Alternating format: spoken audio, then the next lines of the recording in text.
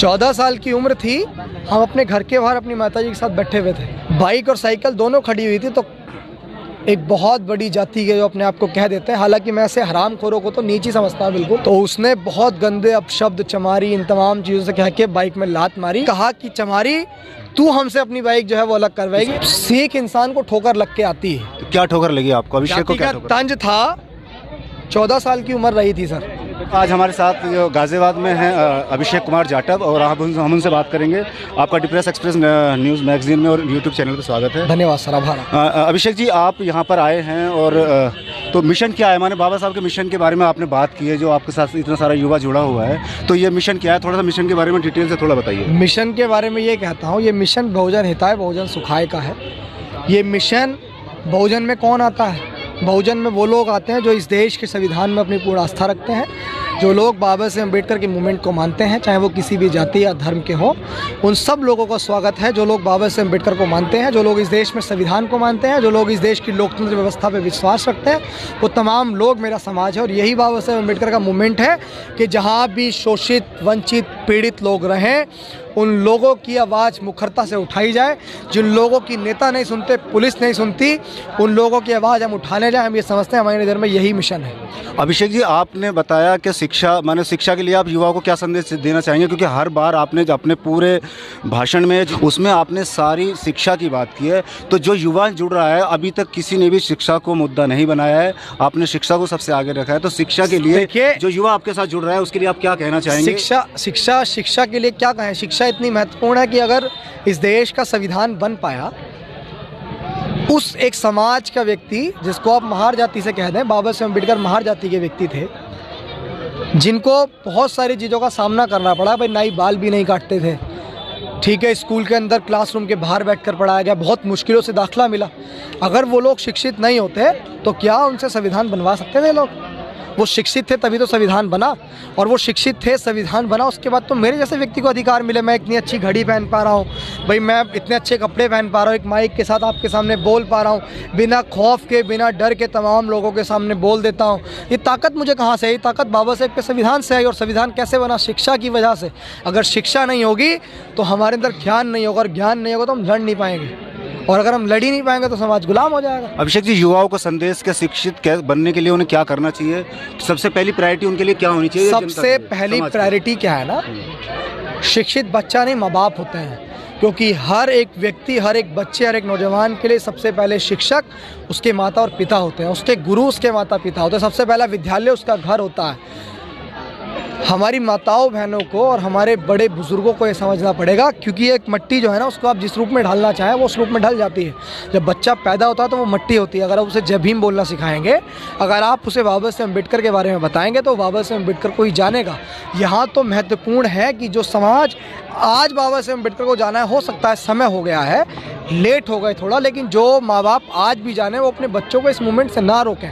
अगर वो अपने बच्चों को इस मूवमेंट से रोकेंगे तो ये याद रखें कि उनके बच्चों के जब बच्चे होंगे तो वो जंजीरों में जकड़े हुए पैदा होंगे, क्योंकि वो लोग क्लासरूम के अंदर बैठ के नहीं पढ़ सकते हैं, उनके नाई बाल भी नहीं काटेगा, उन्हें अच्छी शिक्षा, अच्छी बेहतरीन नहीं मिलेगी। इसीलिए शिक्षा महत्वपूर्ण है। नौजवान साथियों से कहूँगा कि घर से निकलिए, शिक्षा भी ग्रहण कीजिए। अगर आप बहुत गरीब परिवार से हैं, हालांकि हमारा पूरा समाज ही बीमारी से जूझ रहा है, गरीबी की बीमारी से, तो आप लोग कोई पार्ट टाइम काम भी कर सकते हैं। बहुत सारे टैलेंटेड चीज़ें हैं, आप अपने अंदर के टैलेंट को खंगालिए। आपका टैलेंट आपसे बखूबी कोई नहीं जान सकता। बहुत सारे रिश्तेदार कहेंगे कि भाई तू ये वाला डिप्लोमा कर ले, तू पॉलिटेक्निक कर ले, तू ये कर ले, लेकिन तथागत बुद्ध ने कहा है कि अपना दीपक स्वयं बनो। उजाला करके अपने अंदर खुद ये ढूंढो कि आपके अंदर क्या टैलेंट है, आप क्या कर सकते हैं। अभिषेक जाटव ने तलाशा कि मैं समाज के अंदर काम कर सकता हूँ, समाज को कुछ ग्लैमर दे सकता हूँ। तो मेरे नौजवान साथियों के साथ मैंने एक ऐसी टीम तैयार करी कि आज हम निकल पड़े, और आप देखिए कितना यूथ जो है वो हमें सुनने के लिए पहुँच रहा है। और इनकी वजह से ही पूरे देश में आपके भाई के लोहे को माना जाता है। ये लोग साथ नहीं होंगे तो मेरे पास ये सारी चीज़ें कहाँ से है? शिक्षा की वजह से। शिक्षा नहीं होगी तो कुछ नहीं होगा। अभिषेक जाटव जैसा ग्लैमर सब चाहते हैं, लेकिन अभिषेक जाटव जैसी शिक्षा वाले ग्रहण करनी पड़ेगी, जब भी वो ग्लैमर मिलेगा। क्या जाति का जंत आपने भी झेला है क्या? सीख इंसान को ठोकर लग के आती है। तो क्या ठोकर लगी आपको? अभिषेक को क्या ठोकर? तंज था, 14 साल की उम्र रही थी सर। हमने एक बहुत पहले इंटरव्यू में बोला भी, 14 साल की उम्र थी, हम अपने घर के बाहर अपनी माताजी के साथ बैठे हुए थे।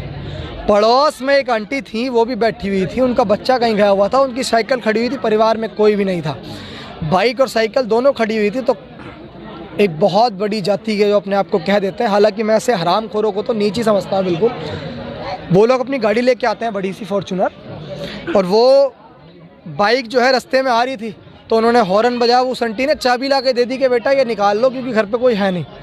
तो उसने बहुत गंदे अपशब्द, चमारी, इन तमाम चीज़ों से कह के बाइक में लात मारी। क्या बोला मतलब? और ये वर्ड कहा कि चमारी तू हमसे अपनी बाइक जो है वो अलग करवाएगी। 14 साल की उम्र में मैंने एक औरत को जब कहा, जब मेरे पड़ोस में थी, मैं अपने यहाँ बैठा हुआ था, तो मेरी मम्मी मुझे अंदर लेके चली गई कि ना जाने क्या हो जाए। 14 साल की उम्र थी सर। मैंने अपने पापा से पूछा कि पापा इस तरह की घटना हुई है, क्योंकि मेरे सामाजिक गुरु और तमाम चीज़ों में मेरे गुरु मेरे फादर हैं, क्योंकि मेरे फादर ने मुझे बाबा साहेब अम्बेडकर के मूवमेंट के बारे में बताया। मेरी मम्मी तो कभी कभी डरती है कि तू पुलिस वालों से उलझता है, लेकिन मेरे पापा ने बताया कि अगर बाबा साहेब अम्बेडकर काम नहीं करते तो ये भी यहाँ नहीं आता। हम 4 भाई हैं, लेकिन मेरे पापा ने कहा कि मैं इसको समाज के लिए न्यौछावर कर दिया है, अगर ये समाज के लिए कुर्बान भी हो जाएगा तो मुझे गम नहीं है। मैं भी समझूंगा कि बाबा साहेब के मिशन के लिए मैंने भी एक बच्चा कुर्बान कर दिया। तो वो लम्हा था जिस लम्हे ने बाबा साहेब के मूवमेंट के बारे में मुझे पहचान दी।